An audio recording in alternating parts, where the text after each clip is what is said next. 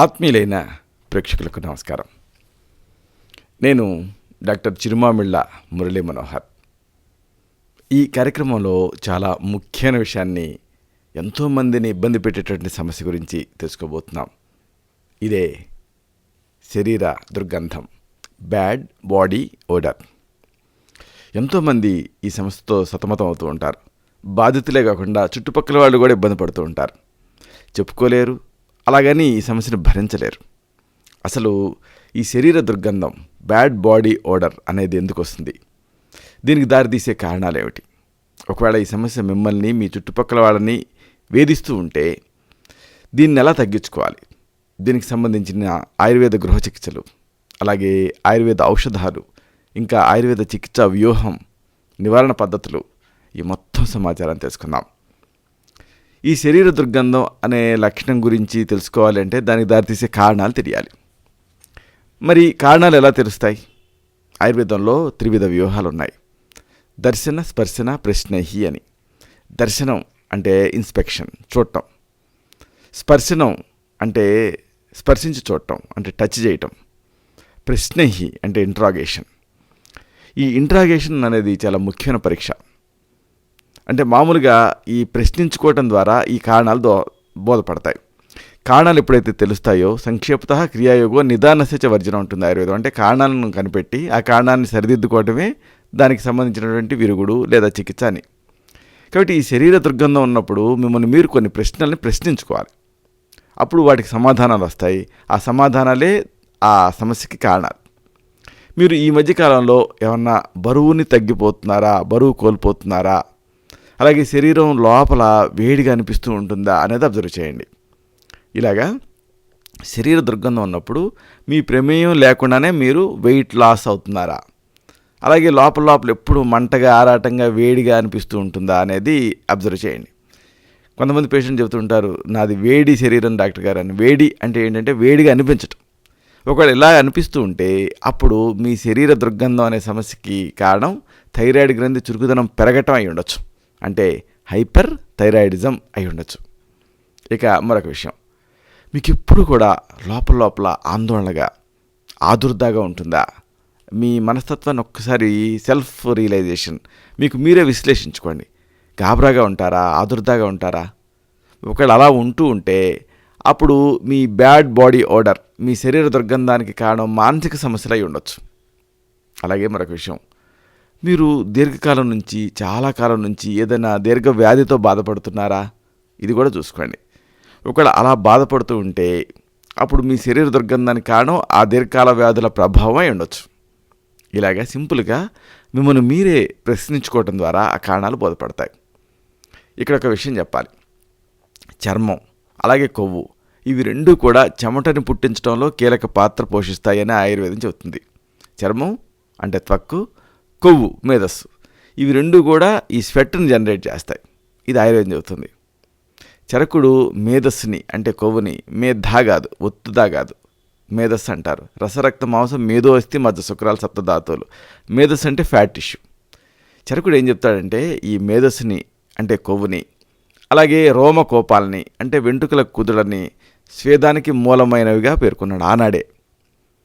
కాబట్టి ఈ చెమటికి మూలం ఏమిటి అంటే వెంట్రుకల కుదుళ్ళు, అలాగే కొవ్వు. కాబట్టి శరీర దుర్గంధానికి స్వేద ప్రవృత్తికి అంటే చెమట ఎక్కువగా పట్టడానికి సంబంధం ఉంది. చూడండి, మీరు గమనించండి, చెమట ఎక్కువ పట్టే వాళ్ళల్లోనే శరీర దుర్గంధం ఉంటుంది. కాబట్టి శరీర దుర్గంధానికి చెమట అంటే స్వేద ప్రవృత్తికి లింక్ ఉంది. మరో మాటలో చెప్పాలంటే అతి స్వేదానికి కారణమైన అన్ని సందర్భాలు కూడా శరీర దుర్గంధానికి కారణమవుతాయి. ఇది ఇక్కడ చిన్న లాజిక్. ఎక్సెసివ్ స్వెట్టింగ్కి కారణమైన ప్రతి కారణం కూడా శరీర దుర్గంధానికి కూడా కారణమవుతుంది. అలాగే మరొక విషయం, కోపం, భయం, అలాగే ఉన్మాదం, ఇలాంటి మానసికోద్వేగాలు ఉన్నప్పుడు చెమట ఎక్కువ పడుతుంది. ఇది అందరికీ తెలుసు. ఇప్పుడు మీరు కోపంగా ఉన్నారనుకోండి చెమట పడుతుంది, టెన్షన్గా ఉన్నారనుకోండి చెమట పడుతుంది. ఇలాగ మానసిక ఉద్వేగాలు ఉన్నప్పుడు అప్పుడు చెమట పడుతుంది. ఇది అందరికీ తెలుసు, ఎక్స్పీరియన్స్ చేసే ఉంటారు. ఇదే విధంగా శారీరక ఉష్ణోగ్రత పెరిగినప్పుడు దాన్ని తగ్గించుకునే ప్రయత్నంలో కూడా శరీరం చెమటను విడుదల చేస్తుంది. అంటే బాడీ టెంపరేచర్ పెరిగిందనుకోండి, శరీరం ఏం చేయాలి? పెరగకూడదు కదా లోపల ఆ ఉష్ణోగ్రత. అందుకని శరీరం ఏం చేస్తుంది? దాన్ని తగ్గించుకోవాలి. తగ్గించుకోవాలంటే ఎలా తగ్గించుకుంటుంది? చెమటను పుట్టిస్తుంది. చెమటను ఎందుకు పుట్టిస్తుంది అంటే చెమట ఆవిరవుతూ శరీరాన్ని చల్లబరుస్తుంది. అంటే ఎవాపరేషన్ ప్రొడ్యూసెస్ కూలింగ్ ఎఫెక్ట్ కదా. కాబట్టి చెమట ఆవిరవుతూ శరీరం చల్లబడుతుంది. కాబట్టి ఇలాగా టెంపరేచర్ ముందు పెరిగినప్పుడు చెమట పడుతుంది, చెమట ఆవిరవుతూ శరీరం చల్లబడుతుంది. ఇది బాడీ మెకానిజం, ఇదొక శరీర క్రియ. బాగా వేడిగా ఉండేటువంటి పదార్థాన్ని, కారంగా ఘాటుగా ఉండేటువంటి పదార్థాన్ని తిన్నప్పుడు చెమట పట్టడం అందరికీ కూడా అనుభవమే. బాగా వేడి ఏదన్నా ఆహారం తింటున్నారనుకోండి, చెమట పడుతుంది. తలలో నుంచి చెమట కారుతూ ఉంటాయి కొంతమందికి. ఇది ఎందుకు అంటే జీవక్రియ ధర్మం. ఆ వేడిని మళ్ళీ తగ్గించాలి కదా, చెమట పట్టాలి. చెమట పడుతూ ఆ చెమట పట్టిన తర్వాత అది ఆవిరవుతూ శరీరం చల్లబడాలి. ఇది ఒక ఫిజియలాజికల్ ప్రాసెస్. అయితే కొన్ని వ్యాధులలో పరిహారాత్మక చర్యలో భాగంగా స్వేదం అంటే చెమట అనేది ఎక్కువగా తయారవుతూ ఉంటుంది. కాంపెన్సేటరీ మెకానిజంలో ఒక భాగంగా ఈ చెమట అనేది తయారవుతూ ఉంటుంది. శరీరం ఏమన్నా బాగా బలహీనంగా ఉన్నా అంటే శరీర దౌర్బల్యం, అలాగే డయాబెటీస్ అంటే మధుమేహం, అలాగే ట్యూబర్క్యులోసిస్ అంటే క్షయ, ఇలాంటి దీర్ఘకాలపు వ్యాధుల్లో, అలాగే గాల్ బ్లాడర్ రాళ్ళు, ఇలాంటి కారణాలతో ఉత్పన్నమైనటువంటి తీవ్రమైన నొప్పుల్లో చెమట ఎక్కువ పడుతుంది. అందుకే తీవ్రస్థాయి పెయిన్ ఏమైనా ఉన్నప్పుడు ఆటోమేటిక్గా చెమట పడుతుంది. అలాగే ఆయాసం, ఇంకా భస్మక వ్యాధి అంటే హైపర్ థైరాయిడిజం, అలాగే మదాత్యయం అంటే ఆల్కహాలిజం, ఇలాంటి స్థితుల్లో కూడా ఈ చెమట ఎక్కువ పడుతూ ఉంటుంది, స్వేద ప్రవృత్తి ఉంటుంది. ఈ అతి స్వేదం వల్ల ఏం జరుగుతుంది, స్థానికంగా మలిన పదార్థాలు, అలాగే సూక్ష్మక్రిములు ఇవన్నీ పెరిగిపోతాయి. అంటే డస్ట్, డెబ్రిస్ ఇదంతా పెరిగిపోతుంది. అలాగే మైక్రో ఆర్గానిజమ్స్ అక్కడ మేట వేస్తాయి, అక్కడ చేరతాయి. అప్పుడు శరీర దుర్గంధానికి అది కారణం అవుతాయి. అంతే చెమట వల్ల ఈ సూక్ష్మజీవులు అలాగే మలిన పదార్థాలు అక్కడ చేరి అది దుర్గంధానికి కారణం అవుతాయి. ఎందుకంటే అవి కుళ్ళిపోతాయి కాబట్టి. అంతటితో ఆగదు. ఇక ఇక్కడ నుంచి ఏం జరుగుతుంది అంటే దురదలు వస్తాయి, సెగ్గడ్డలు వస్తాయి. ఇవి ఉన్నప్పుడు మళ్ళీ ఇక దురదలు, సెగ్గడ్డలు, మళ్ళీ సెకండరీ ఇన్ఫెక్షన్, మళ్ళీ ఈ దుర్గంధం, ఇలాగా ఇవన్నీ జరుగుతాయి. సాధారణంగా బాహుమూలలు అంటే ఈ చంకలు, అలాగే నుదురు, అలాగే మెడ, అలాగే వీపు, అలాగే గజ్జలు, అలాగే ఛాతి ప్రదేశాలు, ఇక్కడ ఎక్కువగా చెమట పడుతూ ఉంటుంది. కాబట్టి ఈ ప్రదేశాలు చాలా వరకు ఎందుకు ఇక్కడ చెమట పడుతుంది అంటే అక్కడ కవర్ అయి ఉంటుంది. మన బాహుమూలలు చూడండి, చంకలు ఎప్పుడు కూడా ఇలా కవర్ అయి ఉంటాయి. అలాగే మెడ కూడా ఎప్పుడు మెడ వెనక ఈ కవర్ అయి ఉంటుంది. ఇలాగ ఈ భాగాలు అంటే బాహుమూల కానీ, నుదురు కానీ, మెడ కానీ, నుదురు మీద ఇలాగా జుట్టు కవర్ అవుతూ ఉంటుంది. అలాగే మెడ, వీపు, గజ్జలు ఈ భాగాలు కవర్ అవుతూ ఉంటాయి. కాబట్టి అక్కడ చెమట ఎక్కువ పడుతుంది. కాబట్టి అక్కడ చెమట ఎక్కువ పడుతుంది కాబట్టి అక్కడ తేమ, జిడ్డు తయారవుతాయి. తేమ, జిడ్డు ఇవన్నీ తయారవుతాయి కాబట్టి అక్కడ నుంచి శరీర దుర్గంధం అనేది ఎక్కువ ఉంటూ ఉంటుంది. ఇది చెమటకి శరీర దుర్గంధానికి ఉండే సంబంధం. సరే, ఇప్పుడు మనం ఈ కారణాలు అనుకున్నాం కదా, శరీర దుర్గంధానికి కారణాలు. వరుసగా ఈ కారణాలు తెలుసుకుందాం. ఒకటి, థైరాయిడ్ గ్రంథి చురుకుదనం పెరగటం. ఇది శరీర దుర్గంధానికి ఒక కారణం. హైపర్ థైరాయిడిజం, భస్మక వ్యాధి అంటారు ఆయుర్వేదంలో. ఏ తిన్న భస్మం అయిపోతూ ఉంటుంది. థైరాయిడ్ గ్రంథి ఎక్కువ చురుకుదనాన్ని సంతరించుకుందనుకోండి, అప్పుడు ఏం జరుగుతుంది అంటే ఈ థైరాయిడ్ గ్రంథి అనేది ఏమిటి అంటే శరీరపు స్పీడ్ని నియంత్రిస్తూ ఉంటుంది. అంటే తగ్గిపోతూ ఉంటే థైరాయిడ్ గ్రంథి దాన్ని పెంచుతూ ఉంటుంది. మామూలుగా పెంచకుండా అసాధారణంగా పెంచుతుంది అనుకోండి, హైపర్ థైరాయిడిజం అంటారు. ఇలాంటప్పుడు శరీరపు పనితీరు అసాధారణ స్థాయిలో వేగవంతం అవుతుంది. దీంతో ఎక్కువగా చెమట పడుతుంది. చెమట పట్టడమే కాదు, బరువు తగ్గిపోతారు, ఆకలి పెరిగిపోతుంది, నాడీ వేగం బాగా తీవ్రతరం అవుతుంది, వేడి వాతావరణాన్ని భరించలేరు, విరేచనాలు అవుతూ ఉంటాయి. హైపర్ థైరాయిడిజంలో కళ్ళు ఇలా ఉబికినట్లుగా ముందుకు చొచ్చుకొచ్చినట్టు కనపడతాయి, ఎక్సాప్థాల్మస్ అంటారు. ఇలాంటి లక్షణాలు కూడా కనిపిస్తాయి. దీనికి ఆయుర్వేదంలో సంతర్పణ చికిత్సలు అనేవి చేస్తాం. తర్పణం అంటే నరిష్మెంట్, అంటే నరిష్ చేయాలి బాడీని. ఇవి ఈ అధిక స్వేదం ఇలాంటి శారీరక విధుల్ని క్రమబద్ధీకరిస్తాయి. కాబట్టి హైపర్ థైరాయిడిజం వల్ల ఈ మీకు బ్యాడ్ బాడీ ఆర్డర్ ఉన్నప్పుడు, అంటే శరీర దుర్గంధం ఉన్నప్పుడు హైపర్ థైరాయిడిజాన్ని కంట్రోల్ చేయాలి. దానికి ఏం చేస్తారంటే క్యాబేజీ, క్యాలీఫ్లవరు, బచ్చలి కూర, సోయా, చిక్కుడు, మెంతి కూర, ముల్లంగి ఇవన్నీ కూడా థైరాయిడ్ గ్రంథి వేగాన్ని అదుపు చేస్తాయి. కాబట్టి వీటిని ఆహారంలో సమృద్ధిగా వాడండి. అంటే హైపోథైరాయిడిజంకి ఆపోజిట్గా చేయాలి. ఏం చేస్తారు, క్యాబేజీని వాడండి, క్యాలీఫ్లవర్ని వాడండి, బచ్చలి కూర వాడండి, సోయా వాడండి, చిక్కుడు వాడండి, మెంతి కూర బాగా తీసుకోండి ఆహారంలో, ముల్లంగి ఇవన్నీ సమృద్ధిగా తీసుకుంటే ఇవి థైరాయిడ్ గ్రంథి వేగాన్ని కంట్రోల్ చేస్తాయి. అంటే బాగా పెరిగిపోతుందని కంట్రోల్ చేస్తాయి. కాబట్టి వీటిని మీ డైట్లో చేర్చుకోండి. అలాగే కొన్ని మానాల్సిన ఆహారాలు ఉంటాయి, రిఫైన్డ్ ఆహార పదార్థాలు. ఓవర్ రిఫైన్డ్ ఫుడ్ మంచిది కాదు. అలాగే పాల పదార్థాలు కూడా మానేయాలి. గోధుమలు, కెఫీన్ ఉండే ఆహారాలు, మద్యం, వీటన్నిటిని మానాలి లేదా కనీసం తగ్గించాలి. అలాగే విటమిన్ డెన్స్ ఫుడ్ బాగా తీసుకోవాలి. ముఖ్యంగా విటమిన్ సి ఉండేటటువంటి ఫుడ్ బాగా తీసుకోవాలి. టమాటా, నిమ్మ, నారింజ, ఉసిరి ఇలాంటి పళ్ళని బాగా తీసుకుంటుంటే హైపర్ థైరాయిడిజంలో మంచిది. ఏమిటి? టమాటా, నిమ్మ, నారింజ, ఉసిరి ఇలాంటి పండు, విటమిన్ సి ఉండే పండు. అలాగే కొన్ని మూలికలు, వంటింటి దినుసులు కూడా బాగా తీసుకోవాలి. పసుపు, సుగంధి పాల, అతి మధురం, ఎస్టి మధుకం అంటాం. ఈ మూలికలు వాడితే హైపర్ థైరాయిడిజంలో మంచి ఫలితం ఉంటుంది. ఇది సాక్ష్యాధారాలతో సహా రుజువైంది. కాబట్టి హైపర్ థైరాయిడిజంతో మీరు బాధపడుతున్నప్పుడు సుగంధి పాల, శారిబా అంటారు. అలాగే అతి మధురం, ఎస్టి మధుకం అంటారు. అలాగే ఇంకా ఇలాంటి మూలికలు మీరు తీసుకుంటూ ఉంటే పసుపు, ఇలాంటివి మంచి ఫలితం ఉంటుంది ఈ హైపర్ థైరాయిడిజంలో. అప్పుడు ఇవి తీసుకుంటే హైపర్ థైరాయిడిజం కంట్రోల్లోకి వచ్చి ఈ శారీరక దుర్గంధం అనేది కంట్రోల్లోకి వస్తుంది. ఇక ఔషధాలు కూడా ఉంటాయి హైపర్ థైరాయిడ్ని కంట్రోల్ చేయడానికి. శతావరి ఘృతం, సుకుమార రసాయనం, అమృతప్రాశ ఘృతం, కుష్మాండలేహ్యం, క్షీరబలాతైలం, అలాగే ప్రవాళ పిష్టి శరీరాన్ని చల్లబరుస్తుంది, ప్రవాళ పంచామృతం ఇలాంటివి. ఇవి అందరికీ అన్నీ ఒకే రకంగా సూట్ అవ్వవు. అంటే నాడిని బట్టి, తత్వాన్ని బట్టి వీటిలో అనువైన దాన్ని సెలెక్ట్ చేసి ఇవ్వాల్సి ఉంటుంది. అప్పుడు హైపర్ థైరాయిడిజం కంట్రోల్ అయ్యి దానివల్ల వచ్చేటటువంటి ఈ బ్యాడ్ బాడీ ఓడర్, శారీరక దుర్గంధం తగ్గుతుంది. ఇక ఈ శారీరక దుర్గంధానికి, ఈ బ్యాడ్ బాడీ ఓడర్కి మరో కారణం మానసిక సమస్యలు. భరించలేనంత మానసిక ఉద్వేగాలలో శరీరం అసాధారణ స్థాయిలో స్పందిస్తుంది. దీంతో గుండె వేగంగా కొట్టుకుంటూ ఉంటుంది. గుండె వేగం కాదు, రక్తం వడివడిగా ప్రవహిస్తుంది టెన్షన్ ఉన్నప్పుడు. అలాగే కణజాలాల్లో జీవరసాయన వ్యర్థాలన్నీ ఉంటాయి కదా, ఇవి మలినాల కింద పోగవుతాయి. ఇవన్నీ జరుగుతూ ఉంటాయి. వీటన్నిటితో ఏం జరుగుతుంది? చెమట పడుతుంది.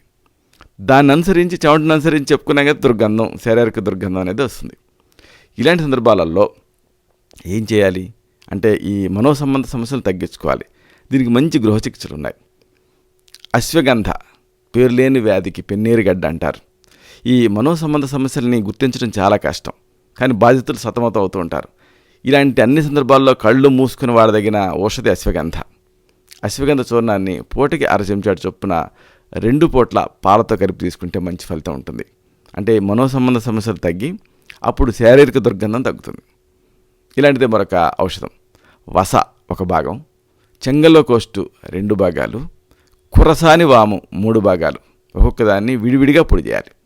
అన్నిటినీ ఒకటిగా కలుపుకొని నిల్వ చేసుకోవాలి. దీన్ని పూటకి 1/2 చెంచాడు చొప్పున 2 పూట్ల కాస్త నెయ్యి, రుచికి తగినంత తేనె చేర్చి తీసుకుంటూ ఉంటే ఈ యాంగ్జైటీ, న్యూరోసిస్ కంట్రోల్ అయ్యి చెమట కంట్రోల్ అవుతుంది. చెమట ఎప్పుడైతే కంట్రోల్ అవుతుందో శారీరక దుర్గంధం కంట్రోల్ అవుతుంది. మరొక ఔషధం సరస్వతి ఆకు, అతి మధురం, ఉసిరి పండ్ల పెచ్చులు అన్నీ కూడా సమానంగా తీసుకొని పొడి చేసి పూటకి 1/2 చెంచాడు మోతాదుగా నీళ్లతో కానీ తేనెతో కానీ 2 పూట్ల తీసుకుంటూ ఉంటే కూడా మంచి ఫలితం ఉంటుంది. ఈ మనోసంబంధ సమస్యలు తగ్గి చెమట తగ్గుతుంది. చెమట తగ్గటం వల్ల ఈ శారీరక దుర్గంధం తగ్గుతుంది.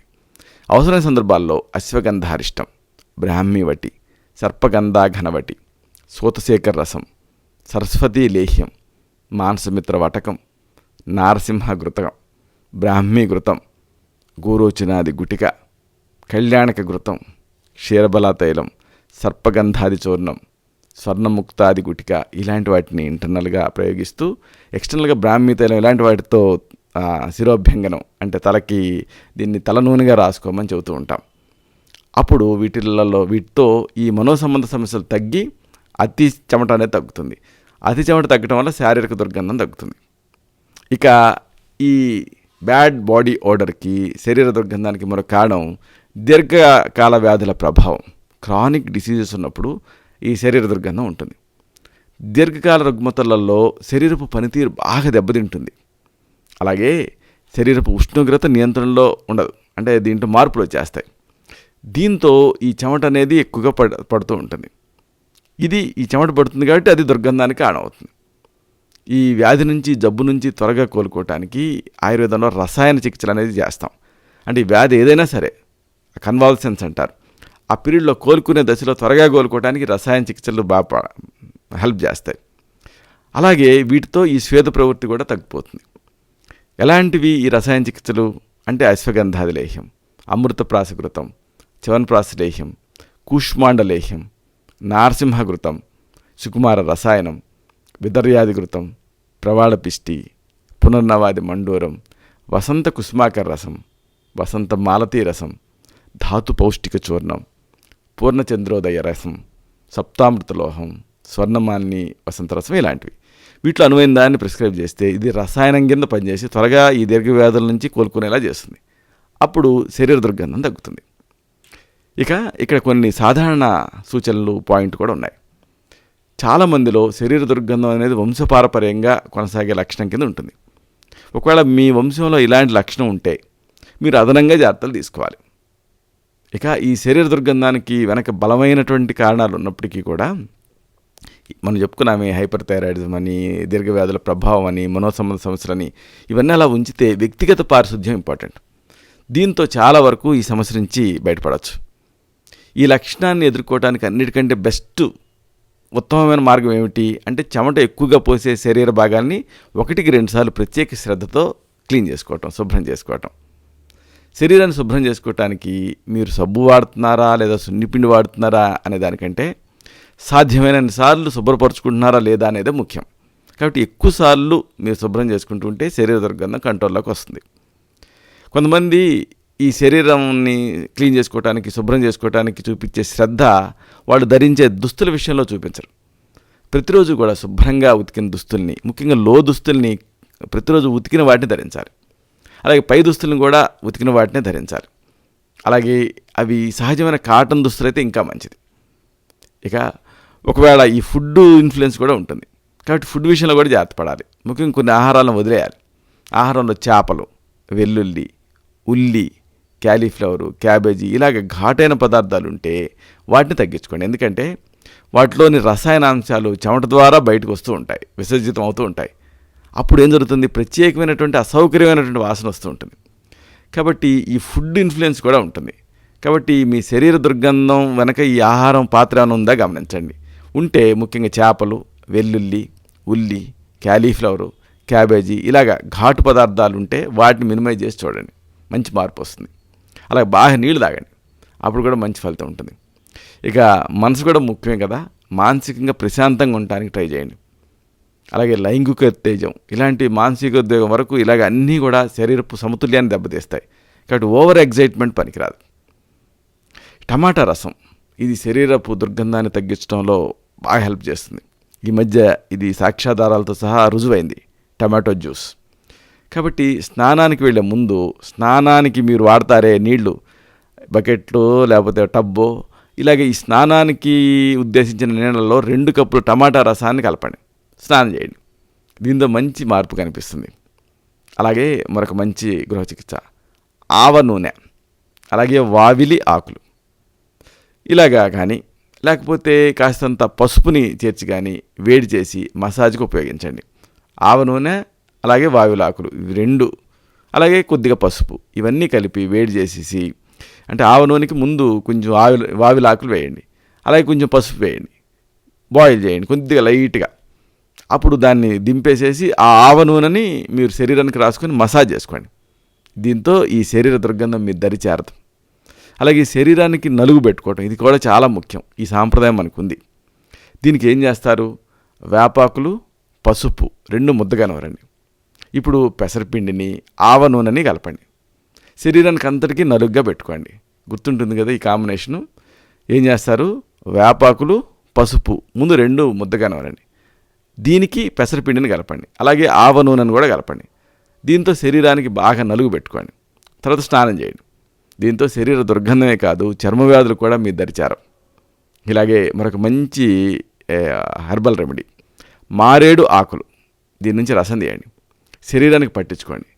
గంట తర్వాత గోరువెచ్చని నీళ్ళతో స్నానం చేస్తే శరీరం పరిమళభరితంగా ఉంటుంది. మరింత తాజాదనం కోసం చందనపు తైలాన్ని కూడా దీనికి చేర్చవచ్చు. ఇక ఇలాంటి సందర్భాలలో ఈ శరీర దుర్గంధం తీవ్రస్థాయిలో ఉన్నప్పుడు ఔషధాలు కూడా ఉంటాయి. ఉదాహరణకు గంధక మలహర, దశాంగ లేపం, గంధక ధృతి లేపం, బృహత్ మరిత్యాది తైలం ఇలాంటి ఔషధాన్ని స్థానికంగా, అలాగే చందనాసవం, ఉసీరాసవం ఇలాంటి ఔషధాన్ని కడుపు లోపలికి మీ నాడిని బట్టి, మీ తత్వాన్ని బట్టి నిర్ణీత కాలం పాటు ప్రిస్క్రైబ్ చేయాల్సి ఉంటుంది తగిన అనుపాన సహపానాలతో. అప్పుడు ఈ శరీర దుర్గంధం అనే సమస్య నుంచి మీరు పూర్తిగా బయటపడగలుగుతారు. మీరు కూడా అందరిలో కలవగలుగుతారు, హ్యాపీగా ఉండగలుగుతారు. ఇలాగా నాకు వీలైనప్పుడల్లా, ఇంకా చెప్పాలంటే వీలు చూసుకొని మరి ఈ వీడియోలను అప్లోడ్ చేస్తూ ఉంటాను. ఈ వీడియోలో ఉండే సమాచారం మీకు ఉపయోగపడుతుందని మీకు అనిపిస్తే ఈ ఛానల్ని సబ్స్క్రైబ్ చేసుకోండి. అప్పుడు వీడియో అప్లోడ్ అయినప్పుడల్లా ఆ సమాచారం మీకు తెలుస్తుంది కాబట్టి మళ్ళీ ఆ వీడియోని చూసే అవకాశం మీకు ఉంటుంది. అలాగే మరొక ముఖ్యమైన విషయం, ఈ వీడియో తాలూకు లింక్ ఉంటుంది చూసారా, దీన్ని మీ సర్కిల్స్తో, మీ స్నేహితులతో, మీ కుటుంబ సభ్యులతో, మీ శ్రేయోభిలాషులతో ఇలాగ వీలైనంత ఎక్కువ మందితో షేర్ చేసుకోండి. అప్పుడు దీంట్లోని విషయాలు నలుగురికి తెలిసేటువంటి అవకాశం ఉంటుంది. వాళ్ళకు కూడా ఇది ఉపయోగపడే అవకాశం ఉంటుంది. శతం జీవ శరదో వర్ధమానః, శతం హేమంతాన్ శతం వసంతాన్. 100 శరతులు, 100 హేమంతాలు, 100 వసంతాలు. వర్ధిల్లుతూ జీవించండి. శుభం.